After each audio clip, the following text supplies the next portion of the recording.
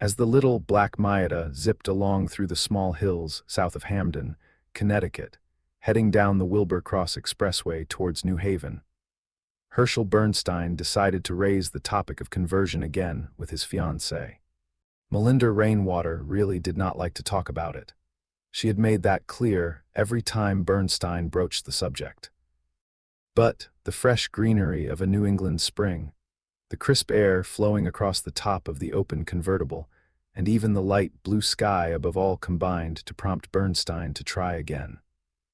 He felt as though God were conspiring to create the perfect atmosphere and to enhance any words he might use to overcome her reluctance. Not wanting to look at her, he glanced to the side, where rocks placed carefully to hold back the severed countryside also seemed to offer some strength to his wavering convictions. Everything was perfect, a cohesiveness, an order to life. He could only obey. What should he say? He thought he should tell her how he felt. In the past, he merely mentioned the idea. She had to see what being Jewish meant. Being embraced by the laws gave meaning to life.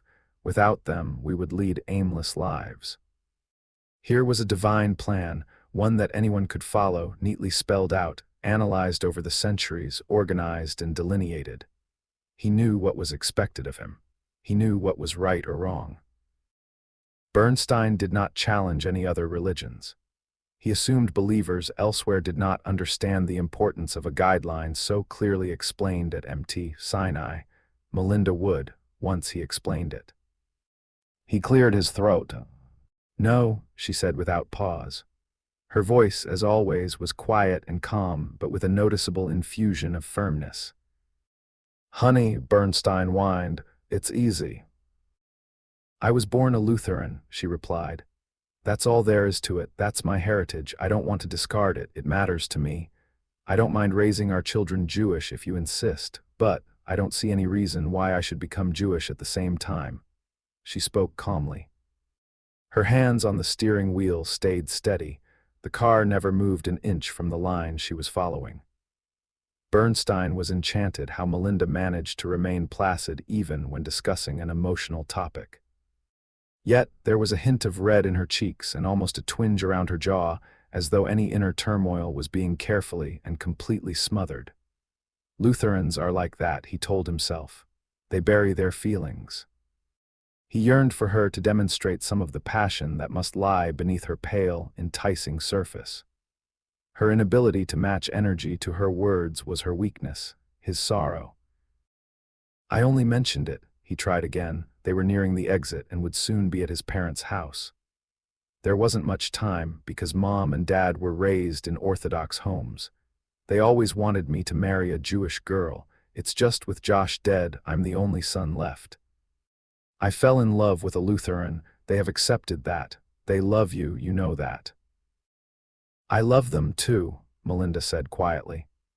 She turned off the expressway, steered easily around the tight curves of the exit, then gunned the engine onto the nearest street.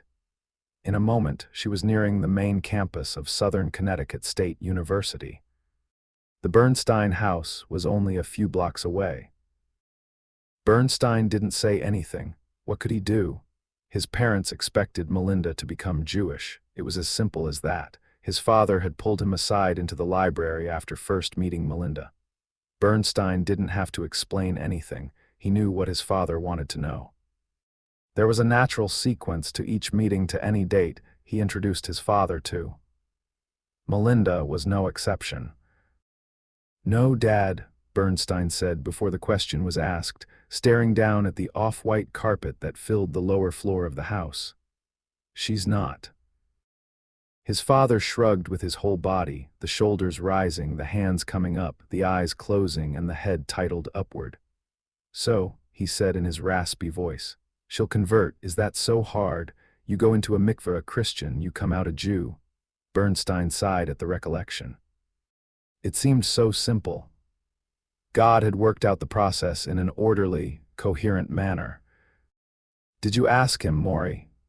His mother had called a few minutes later. I asked him, his father replied testily, the way he usually talked to his wife. They'd been married 46 years.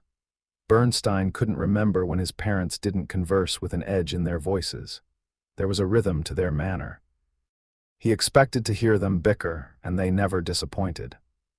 Indeed, if they had altered their tones, he would have been startled. His father looked at Bernstein. "You heard your mother," he said, in a low, conspiratory voice. That was his usual way of passing the blame to someone else. Bernstein managed a wry smile. "Couldn't you find a nice Jewish girl?"